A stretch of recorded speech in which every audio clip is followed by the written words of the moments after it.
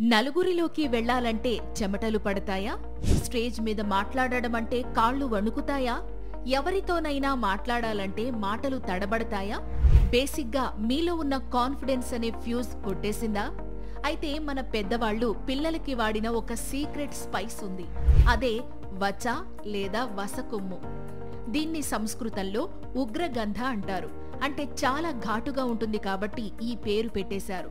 అలాగే దీన్ని స్పీచ్ కి టానిక్ అని కూడా అంటారు. పాతకాలంలో పిల్లలకి మాటలు సరిగ్గా రావడానికి, నాలుక తిరగడానికి వసకొమ్ముని తేనెలో అరగదీసి నాలుకపై టేస్ట్ చేయించేవాళ్లు. ఇది గొంతుని క్లియర్ చేయడమే కాదు, మెదడులో ఉన్న భయాన్ని కూడా క్లియర్ చేస్తుంది.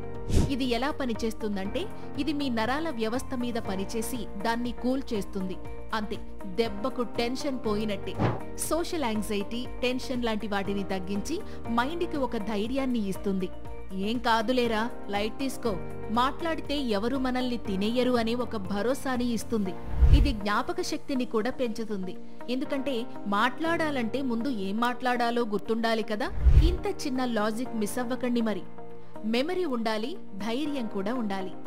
సో నెక్స్ట్ టైం ఇంటర్వ్యూకి వెళ్లేటప్పుడు లేదా పబ్లిక్ గా మాట్లాడాల్సి వచ్చినప్పుడు ఈ వసకొమ్ముని అలా టేస్ట్ చేసేయండి.